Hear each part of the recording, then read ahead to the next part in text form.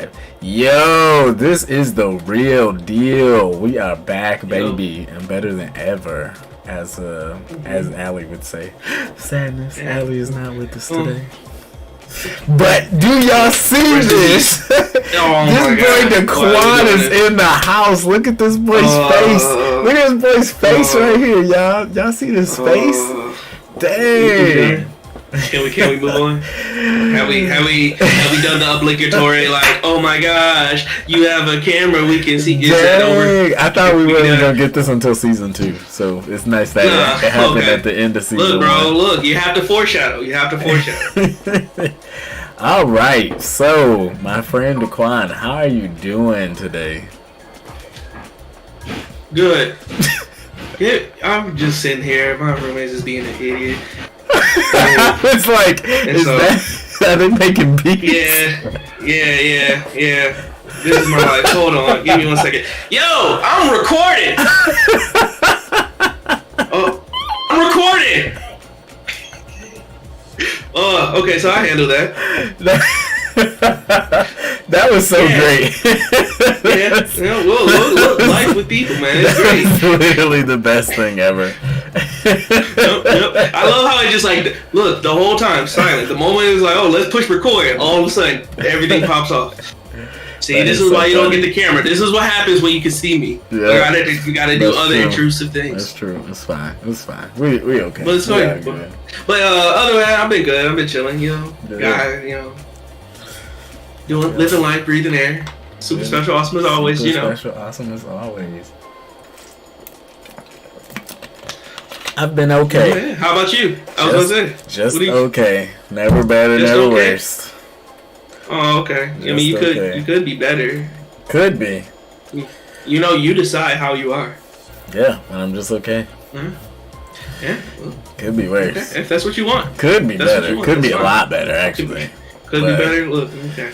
Yeah, it's not. I was sharing memes with friends today. Like, we were going back at, like, not the Sorrow Olympics, but kind of, where it's like...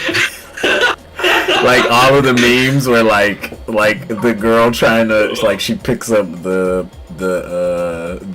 watermelon, and like as she takes a bite, it slips out of her fingers and falls on the ground, and she just starts crying. She's just like, oh, okay. No, the other it was one so is delicious. The girl, she like, it's like she's on the cooking show, and like she makes a little tower out of she makes a little tower out of Rice Krispie treats, and you could, like, the timer is like 3, 2, 1, and she's like, it's like hands off. She like drops her hands, and then you see the tower just slowly falls over, and then she looks at it and she just goes. That's like okay. Yeah. So. Nah, see, that's better. I just said just straight depressing memes, typically about mental illness. Straight depression. It's just straight depression. It's like, man, I think the last one, I don't think I sent it. It was sent to me, but I think I already liked it. Where it was someone was just like, you seem sad today. And it's like, no, I'm just sad every day. I'm just sad every day. And it's like, I'm just sad every day. You just noticed today, that's all. Yeah, I was like, oh, yeah, this is just, I don't have the energy to lie to you today. Now, it's funny that you say that, because I used to do the same thing in college. Like, I think I always had a smile on my face, and like, I can be happy, I can be happy. But I think I had a smile on my face more often than I was actually happy. And so on days where I was like, I just don't feel like smiling today, then everybody thought something was wrong, and then I was like, ugh, I gotta deal with this. I'm very similar, because in high school, a lot of people used to be like, oh, are you okay? What's wrong? Like that was a common thing. They would look at me like, oh, what's wrong with you? Are you okay? Da, da, da. And I used to hate it, because I'm just like, I'm just existing. And so I changed, because I was like, I don't want people to think that I'm depressed all the time. One, I want people to stop coming up to me asking questions. One. And two, I don't want to give off the, like, that vibe, that should we be worried? But like I don't want to. And so I started like smiling and actively doing it more. And the only times where I don't is when I'm like really thinking about something else, or like there's something else on my mind and I don't have like the energy. It's really the energy to like keep up the appearance. Yeah, I feel that. I feel like that's rough because I think a lot of times I'm like just moving the chat in the middle of us streaming. Look, sometimes the chat gotta move. It wasn't good where it was. We need better chat. But I feel like a lot of times you don't have the freedom. Yeah, I was waiting for this. I was waiting for that. To be who you want to be. I knew it was coming. I know. I knew it was coming. I was like, ooh, sorry about your neck. Gonna happen? Sorry about your neck. Get a chiropractor on our insurance bill. Yeah. It's okay. Look, man, I got it. I'll loosen up everything. So today's discussion topic, we are talking about equality versus freedom. And before we even jump into the whole debate of equality versus freedom, I want to ask: are we talking about equality or equity?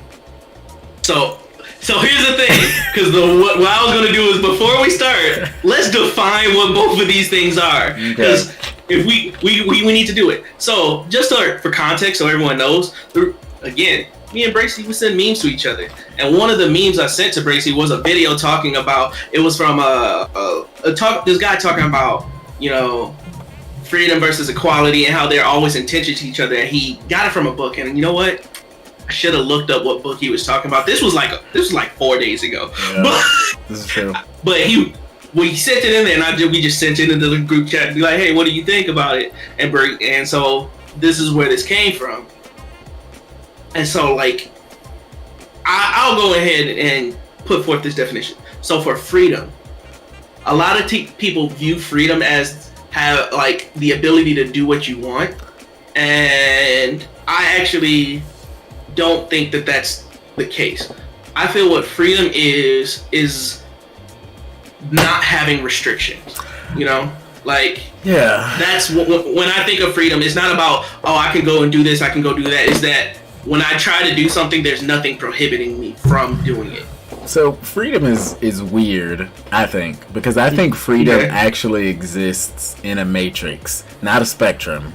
Because we would a lot of times, you have things that exist in a spectrum, and I do think that there's layers to freedom, but I think freedom exists in a matrix. And the reason I say that is because you can and think about it this way: you can have a person who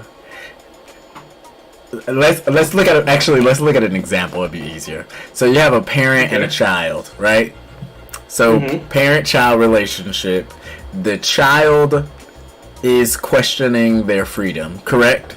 Okay. So in this relationship, the child decides, I want to have more freedom, so I'm going to break away from my parent and do my own thing.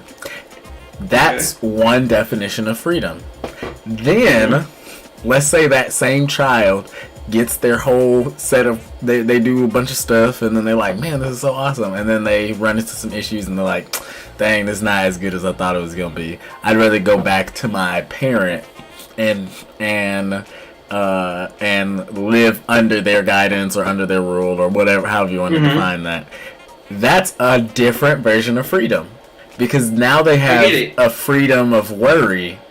And so both of them exist as freedom. Like, they're both freedom, but they're both at tension. Which is why I feel like freedom exists in a matrix. Because two people can have different amounts of freedom versions of freedom that are at tension with each other. Like, for instance, if a person wants to kill you and you want to live, they want the freedom to kill you and you want the freedom to live. Freedom to live.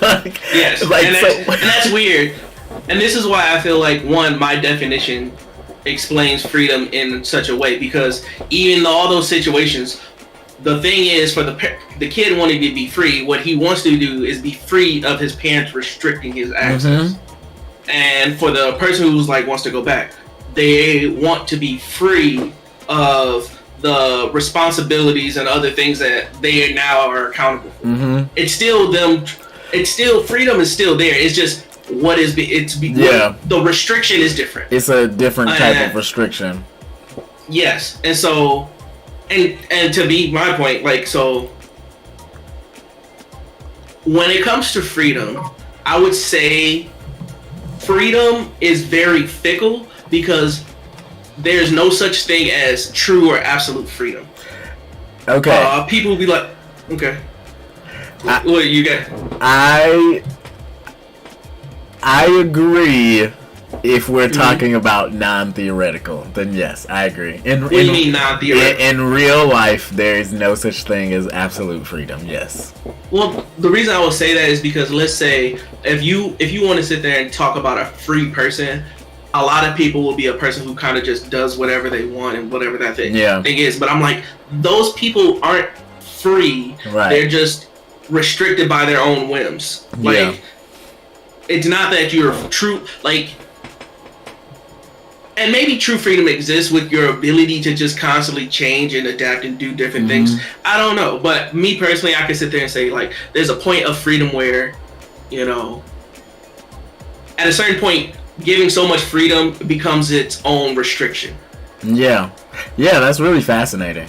So it's funny that you say that because in my head I was thinking, like, would you consider, you know, something like outer space true freedom, where planets can just exist and stars can, you know, constantly be born and reborn? But then I was like, no, because they all are subject to gravity. Like, they all are. And so then I was like, would gravity, like, is freedom a measure of the highest power? Like, the highest power has the most freedom? But then I was like, gravity is also restrictive because gravity has less effect on things that are smaller. Yeah. And it's a weird, like, when you go into freedom, it's a weird, like, world of, like, the more freedom you have, it actually then gives you less freedom. Yeah. Because in order to be free, you have to do this specific thing, but then you're restricted to doing that thing. Mm-hmm. Yeah, it's really fascinating. Okay, but, so equity or equality. Let's do equality first because I think that's what people are used to. So equality is hard,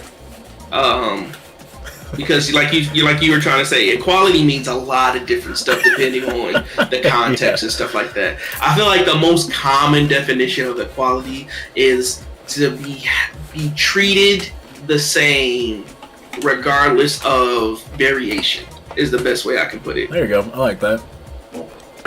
And so, I get $5. You get $5. $5. Everyone gets $5. Yeah, you know, like that's the most common understanding I think of equality is, like, it's just everything is same, uniform. There's no difference, no matter what. Yeah. And even let's break into your equity conversation. Equity is still equality. It's equality of outcomes, not equality of opportunity. Yeah. That's the difference between equity and our common. And they're not always like a lot. Like I've heard people say like equity is always better than equality, and I was like, that's not true. Yeah, that's hard. Go. I really don't like equity. Like, equity is a really weird thing to me because it's one of those things where it's like, how can you judge an outcome and how do you plan for it? How do you do it? And should we force outcomes to be the same? Mm-hmm. But then it's just a weird situation that me personally, a lot of times when people refer to equity, it's like, I hear what you're saying, but at a certain point, shouldn't certain things matter? Like, you know, or it's not even certain things matter. Is there a way to actively judge something? Yeah. And that gets a harder question. Yeah, that. But what about you? I think it's hard as well. I think it's really easy to look at something like equity and say, I'm rich, you're poor, so I get $1 and you get $7 or $8, and so like that balances things out, However, equity also exists in layers. I wouldn't say equity exists like a matrix, in my opinion, like freedom does. But I do think that equity is a lot harder because you have to define how deep you want to go. Because you could say, you ever see the picture of like equity versus equality and like the three people and they're like watching, watching the baseball game or whatever, and the one person has. So then there's an alteration where it says like equity, and I should have made sure that we could present today, and I didn't. Otherwise, I would have pulled this up on Google. I know. We need to just start planning. We need to get documents ready. We got to sit there. I need to just make sure, like every time I just check the present screen. But no, look, we need to have a prepared outline for every topic we have. This is where we're going to talk about. This is the different points we're going to touch. Welcome to our TED Talk. Here's all of our pictures. Here's our... There's a picture, and it's three of them. There's the first picture where it says equality, and the three people are looking over the fence, and the one person can't see over the fence because they're too short. And then there says equity, and then it has a picture of the kid on 2 crates and the kid on 1 crate, and then the person on no crates, and then they can all see equally across the field. Then there's a third one where it says true equity, where the one person has like it's the same 3 people, but then there's a 4th person with a wheelchair, and they have a wheelchair ramp because you can't use a crate. Like if they have a wheelchair, and so and so it's like you have to define how deep you want to go with something like equity, because maybe you're rich because you hit the lottery, or maybe you're rich because your family is rich, or maybe you're rich because you have to define what rich is, and most of us define it by money. We know that that's not necessarily the case for everybody, but socially that's typically the case. Is how much monetary wealth do you own or have access to? And that's a hard thing to answer, and I think that's a hard thing to measure across the board for people. This is a little personal, but we were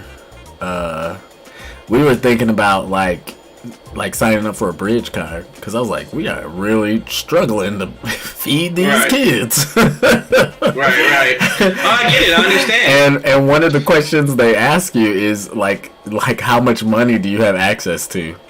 And it's a very it's intrusive, but it's intentional. And when you answer the question, then I answered the question, and after I submitted the application, a lady called me and was like, hey, so I just want to let you know you have access to too much money, and so we can't give you a bridge. And I was like, but we hungry.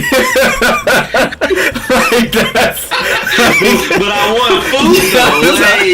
That's what I said. You have access to too much money not to get bread. And I was like, that's what I wanted to say to her, was like, but I'm hungry though. Like I don't have food in my refrigerator. And like look at these kids. Like you see how much they eat? Right. Like we're fine. Like we're not poor. Yeah. Like we have food in our refrigerator, but we practically break the bank every time we go grocery shopping, and then you're living paycheck to paycheck until and so it's like dang, but we struggling, so what do you mean? Because so it's like, okay, we can sell all of our assets and then get access to that money, but at what cost? Yep, I get it. And this is kind of goes to my whole problem with equity. I mean, this was even what we plan on talking about, but let's get into it. Equity is impossible to determine because you can't ever plan for what is it going to cost to get to everyone be, like you said, equal. So what does it how can I put it? So, for example, in the image you gave, where it's like, oh, their true equity is a person who had a wheelchair ramp going up there. Yeah. That thing is so varied because who knows how many different opportunities, how many different ways, how many different things that are required to make everyone get to the same outcome. And then when we introduce that into like the real world, there is probably nowhere near the amount of resources to have actual true equity because it is impossible. Well, there's certain things that are just impossible to do. Even think about it like this, you know, you have professional sports, right? Like basketball. We'll just use basketball as an example. You could argue that true equity would be allowing people who, you know, don't have limbs or, you know, are in a wheelchair to play basketball professionally if they're good enough.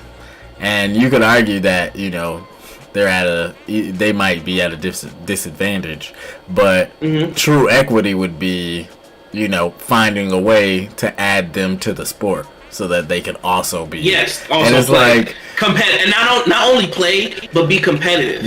And that's the thing, like that's the problem. So like in your example, you couldn't just sit there and be like, oh well, this person can do that. It's like, oh, in this game, anytime they get the ball, they're just allowed to do this one thing. Right, because that makes it more fair for everybody else. And it's like, and at a certain point, then it's like, okay, then what are we doing? But then that then actually leads gets to the into question of, I was about to say. That was not Whiplash. It wasn't Whiplash. Which leads to the thing of freedom versus equality or equity. And you had an interesting point where you said that you feel that they both can exist in tandem, because that's the real contention. That the more freedom you have, the less equality you have, and then the more equality, the less equality exists, I would say, in a specific situation. My argument is that it can exist, but it doesn't, simply because humans are human. And I don't say that as an excuse. I say that because humans naturally tend to be flawed. And they naturally tend towards survival mode. And, I mean, I could define survival mode as, you know, it's not as... I don't think it's as barbaric as it sounds. Like, survival mode is very simple in the sense that you do what you can to quote unquote survive, and that looks different for different people. But a lot of times I think about like businesses where they just keep growing. Like, you don't need to keep growing, but you just keep growing because you can. And like a lot of businesses don't, like, they have this growth mentality, like they have to keep growing, but they don't. Like, they don't have to keep growing. Like, they can just stop. you can just plateau and just keep, and you just stop going. We're just consistent here. And you can argue that, okay, in a way the economy works, if you stop growing, then you lose opportunities and it could spiral down. I understand that, but yes, you're right. You don't have to keep growing. I see what you're saying. And the thing is though, that as long as you keep growing and you're stuck in that survival mentality, then there's always the potential that things can crash. Because let's say you plateau. Let's say you have a business and you grow and now you have access to 100 employees. And let's say you say, you know what, the economy is really good. We're going to take some risk and hire more employees. And you grow some more, and now you're at 200 employees. And then you're like, okay, we're doing pretty good. Like, let's try it again. So then you grow some more, and now you have 500 employees. Now the economy tanks, and you have to eliminate 250 employees. That sucks. That does suck. However, had you, and granted, this probably isn't completely true, but had you stayed at 100 employees and just played the field the way that you probably should have played the field, you probably would have a lot of money saved up as a business and have the ability to do a lot more for your employees and for your business when the economy tanked. So That's true. I don't know. I think about But- it kind of like that. In your example, wouldn't you be getting rid of the business's ability to grow? Basically, you're saying you're adding in the restriction of, in order for us to have equality, you can't grow. That limits their freedom, inherent. Yeah, no, And it that's- does. But that's not my example for freedom, and I'm not saying that exists in tandem. I'm saying that I think that's what people get stuck in is survival mode. I think people I think it's people and businesses. Like businesses, they just gotta keep growing, and it's the same thing with humans. Like we can't stop trying to. Like, have you ever met somebody who's like a supervisor and they suck at being a supervisor? I know you have. I know you have. Just so everyone knows, me and Bracy have worked together, and we've been in several places, and we've been like, yeah, this isn't the move. There were decisions that were made that shouldn't have been made. Like I define a good supervisor as somebody who's like thinking about their employees and like how do they, like they're trying to make the best decision for their employees, grow their employees so that their employees can eventually move up in ranks. And there's some supervisors who are just supervisors so that they can be supervisors because it sounds good. And then they're trying to be supervisors so that they can move up in the company and then be a manager. And it's like, but why do you want to be a manager when you suck at managing people?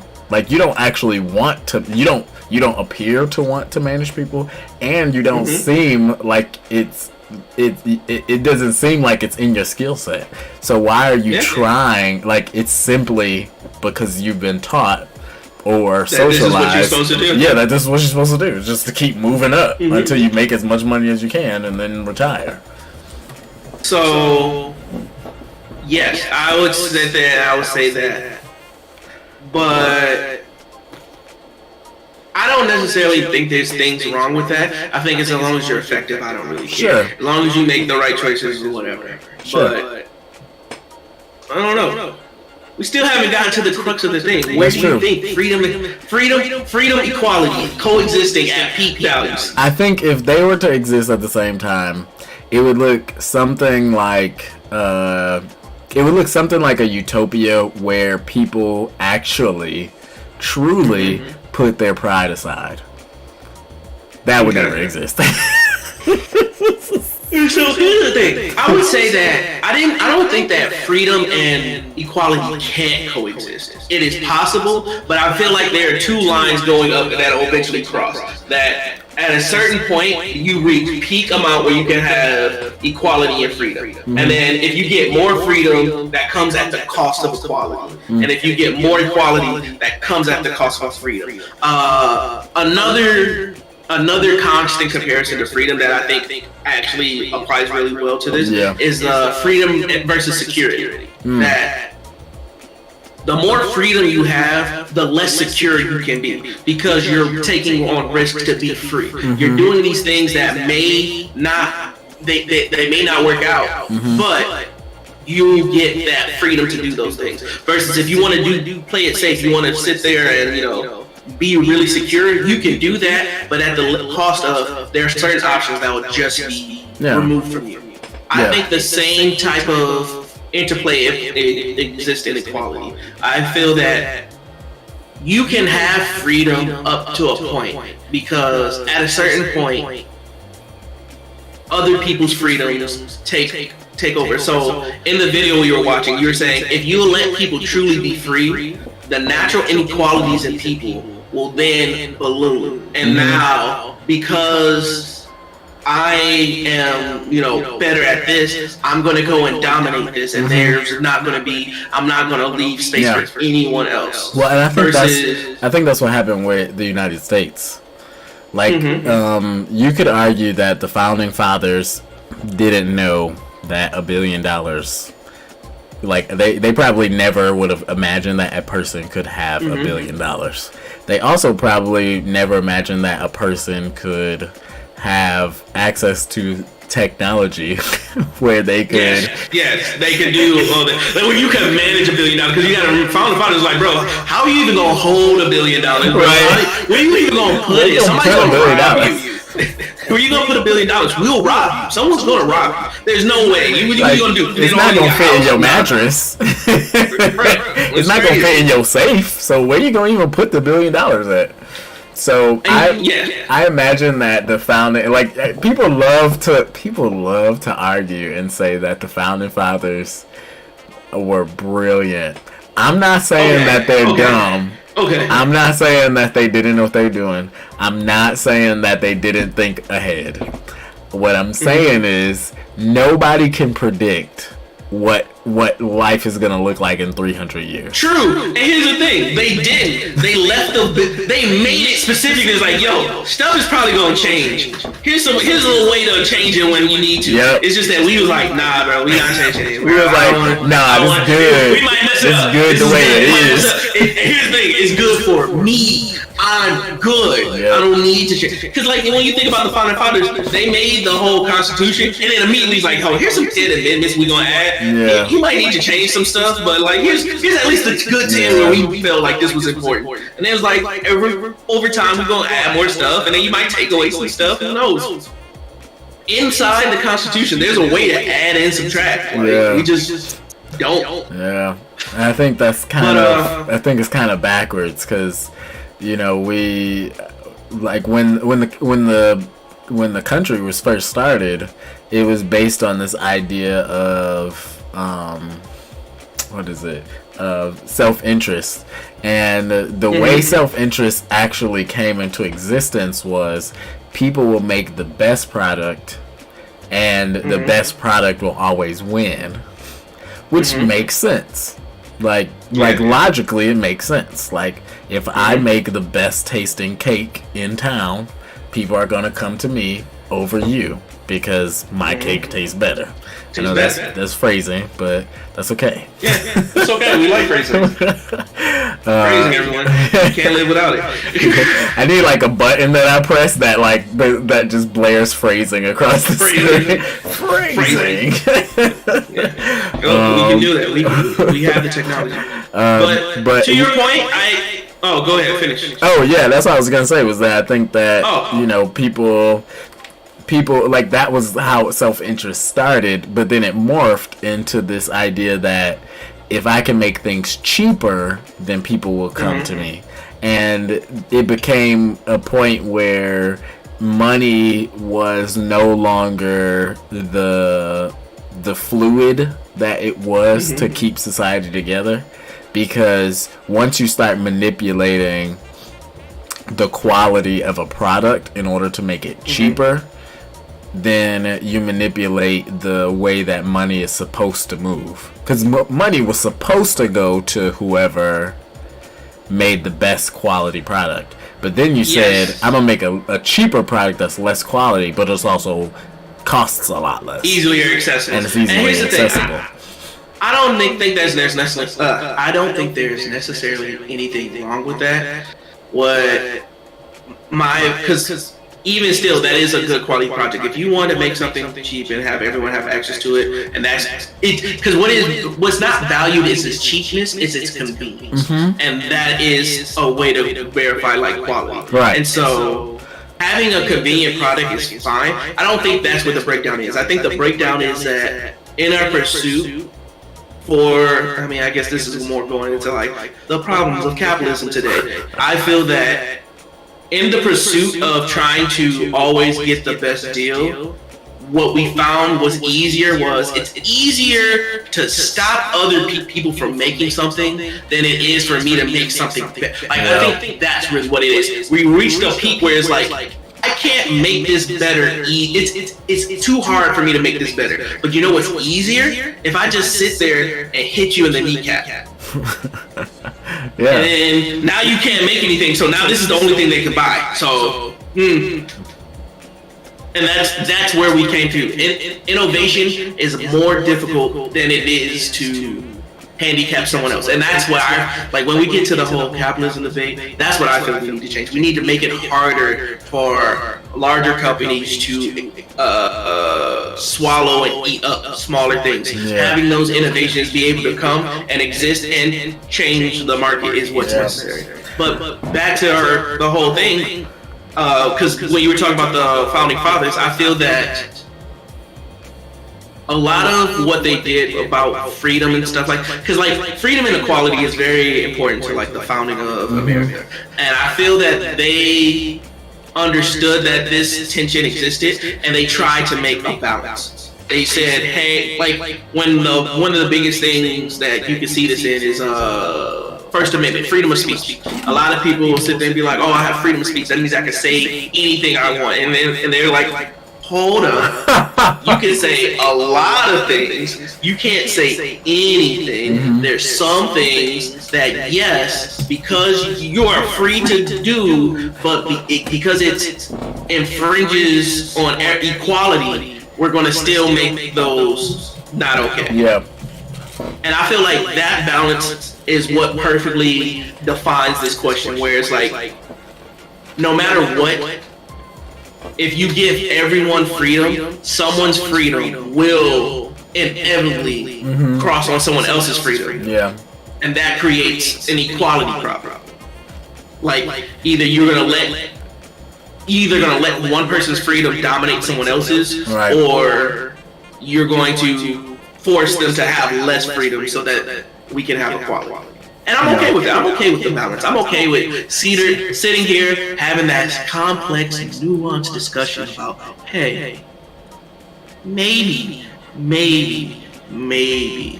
I shouldn't be able to say whatever I want. I'm a terrible person. There's a lot of things that go on inside my head that we should never just keep it bottled in. Just keep it all bottled in. Just put it there and just put it in. Yeah, just leave it there. We don't need to talk about it. No, you don't have to. You can just leave it there forever. Never even acknowledge it existed. This moment doesn't happen. Look, we probably gonna sit there, take this video, edit that whole part out. You ain't even gonna know it ever existed. Go on. But it's interesting that you say that, because I think about how you have you kind of have fact checkers now on some of these websites. So like Twitter, for instance, and Instagram. Yeah. Are starting to incorporate fact checkers into posts. And what I love the idea of is kind of like Reddit. Reddit has tags that you can add to a post. What I love is the idea of a tag system that says, hey, you still have the freedom to say whatever you want. We're going to tag it and say, this post may contain false truths, or this post may be based in opinion instead of fact, but you still have the freedom to say it. And I agree with you. My biggest problem with the fact checker thing is that instead of, like you said, it's like, oh, this says an opinion on something, I would be 100% they said tag things as opinions. I'm like, yeah, that's fair. Yeah. I hate when people sit there and be like, oh, a lot of what I've seen with the fact checker is we basically decide this is the narrative we're going with, and I'm like, we actually don't know if that's true or not. We don't, you can sit there and say, oh, this isn't backed by fact. I'm like, yeah, but that doesn't mean it's not. Right. But there's probably truth to it, but we can't say for sure that it is the truth or that it's not true at all. Yeah, or like for certain blatant things where it's just no, we have objective facts that this does not work, this is not true. Please, I'm fine with that. I don't care. But when it comes to that, I would much rather.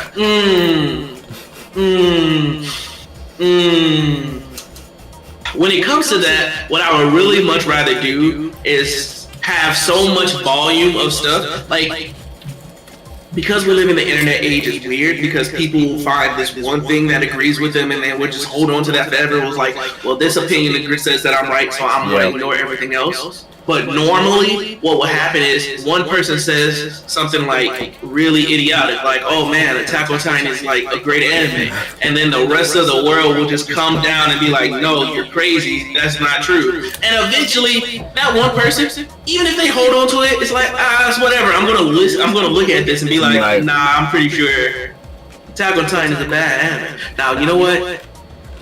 I know I just did a slippery slope there because a lot of people think Attack on Titan is great. And they're wrong. And I'll eventually prove them wrong. Don't worry. Come to your Yumicon. Come to my Yumicon panel where I'll sit there and break down. Actually, I know this is also another tangent. I actually was thinking about changing what I was going to do the panel on. Because I was going to sit there and basically like, there's a lot of shows that are bad, that we love. And then was going to be like, why do we love bad shows? Why? I don't like understand. That. We should do that. You talk about Dragon Ball Z. That's exactly what I was going to do because there's a certain point where I was like, oh, I'm kind of hating on these Attack on Titan fans, but I was like, you know what? I should because Attack on Titan is their Dragon Ball Z. One day, 10 years from now, they're going to look back and be like, dang, this show is not as good as I remember.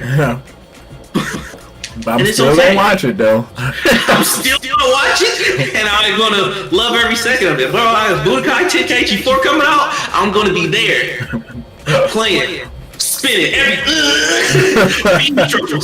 day. That's hilarious. Well, yeah. And look, people have the freedom to choose. That's true. Yeah, I don't know. I think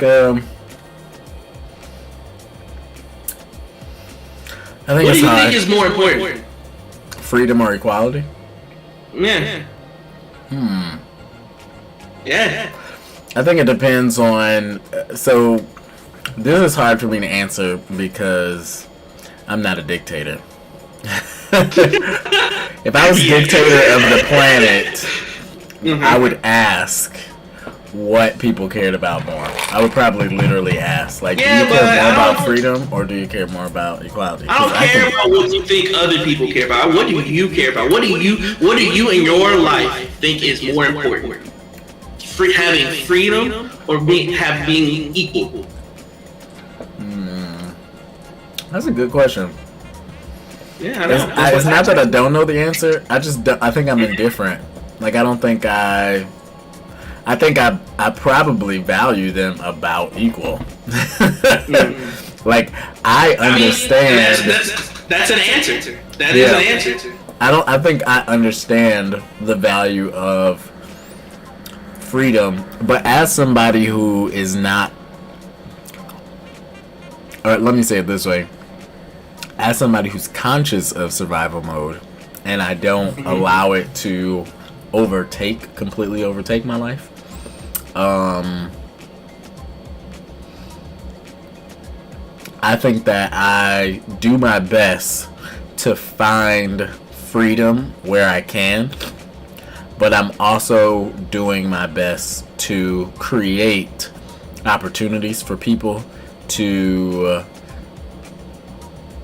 upgrade their lives, I guess. Like, you know, when we started Project Embrace, I feel like one of our biggest goals still is eradicating the I'm not gonna say eradicating the homeless population. Eradicating. That's a bad clip right there. We're gonna eradicate the homeless. All of them gotta go.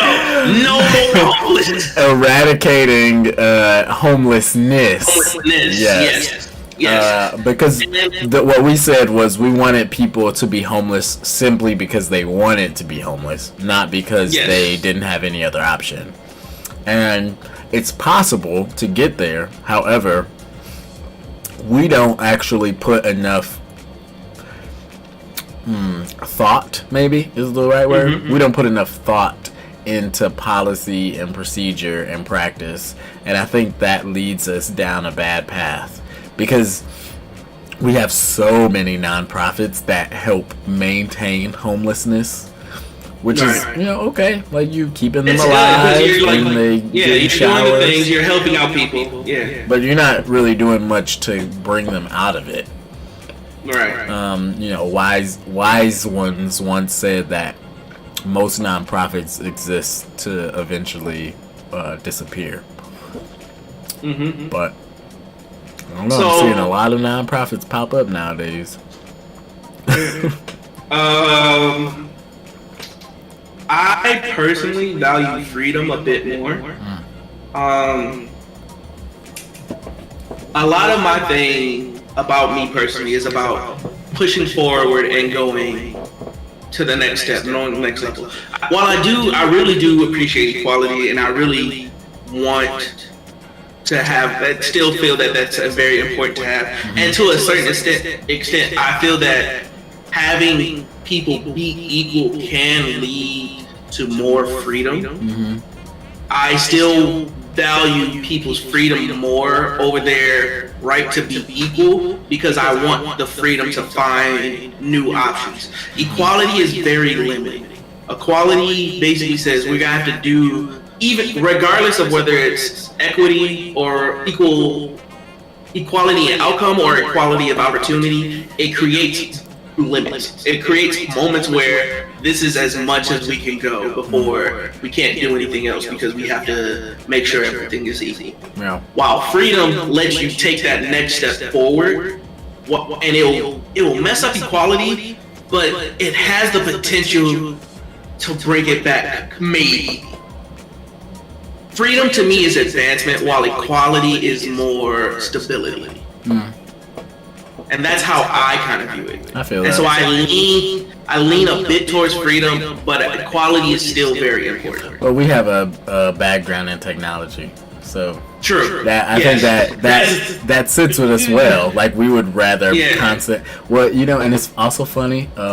This is it's not really a not really a study, case study, but more like a few articles that I've read over the years that have talked about how technology has always existed in society in its own pocket, outside of politics, which is really fascinating. Only within the last maybe like 3 or 4 years really has technology started popping up in politics. And let me preface by saying this: not everything is supposed to be politicized.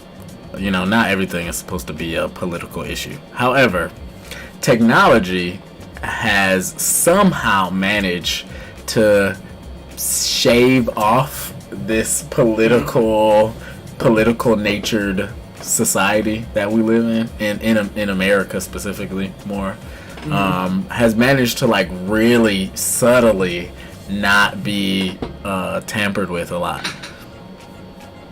So I'll push back on that. I would say the interaction of technology and politics today is very new. I would say that technology always had inherently a role to play, because different technologies of that, let's say different nations, play interest in. This is the first time technology had, I may think, have a lot of internal political struggle. Like, maybe in the Renaissance, or right before the Dark Ages, where technology was being a threat to the current form of power, which was the Catholic Church, where, we're going to ban technology because it's threatening my power. Yeah. I would also say that even in ancient times, moving from bronze weapons or from stone and things like that. Like, I play a lot of strategy, nation building games. So I play Civ, I play stuff like that. And one of the most important things to do is to advance your technology, because the more advanced technology you have, the easier it is to trade, the easier it is to go to war, the easier it is to do anything. And those are all inherently political things. Right. But I would argue, since the Industrial Revolution, 200 years ago, 200, 300 years ago, I don't know. Since the Industrial Revolution, the advancement of technology has existed in its own pocket, where it's constantly progressed society because that's what technology is. It progressed society, but it's never become inherently politicized. So it's always been, so society and politics have grown because of it. Even in instead of the Industrial Revolution, I would sit there and say that it's nuclear energy that really made that issue prevalent. Sure. I would say before then, like Industrial Revolution, it did things, it affected some wars, but like it's the same way as it would be like, oh, this country has bronze and this country doesn't. But what I'm saying is that when you think about like so in 2000, maybe it was just the year 2000. In the year 2004. In the year 2004, that's when social media starts making some presences, you know, and you got MySpace and some other things, and email starts to become more popular. And then 2010 is when social media actually, you know, breaks out with Facebook, and Instagram is, you know, on the up and up, and some of those other platforms are starting to exist. I remember this, yes. And it's funny because you can look at how politics have separated the like before, if this was Republicans and this was, you know, Democratic, they kind of existed like this, and then with the emergence of social media, those two populations start to separate and have far less overlapping values. And this entire time, things like social media, things like artificial intelligence, things like, you know, search engines, and, you know, even self-driving cars have managed to not fully get brought into political discussion. Like they pop up every now and then, but they've never really been put under a microscope. Not until just a couple years ago, when I think it was Google and Facebook that was analyzed and put on trial. I think it was Google and Facebook. Yeah, and that was for I don't even think it was Google. I think it was just Facebook. And yeah, I see what you mean. It was before. It was never. I wouldn't even say it's still one-sided. It was just. Yeah. I'm not saying it wasn't at all, because net neutrality was always a political topic. But that was probably the most prevalent, in my opinion, was like the most prevalent political discussion that was happening around technology. Everything else was roads and buildings and education. And I always sit there and say, this is why I said nuclear is, because you're right, and I get what you mean. This is nuclear is the only other time where there was like a political discussion on whether or not we should do this. Yeah. And that was, when I think about it, you're right. Any other time is just like, oh no, we're advancing technology, we're moving forward, we're pushing forward. Nuclear because it had the word nuclear in it. Not because it was bad. Right. Simply because it had the word nuclear in it, that was enough to make it a political issue. You have to understand, like, it wasn't just because it had the word nuclear in it. It was because of, like... Are you sure? No, it was because nuclear power was considered good until, like, 3 Mile Island. And, are you sure? Yes, 100%. COVID vaccine was good until it was a political issue.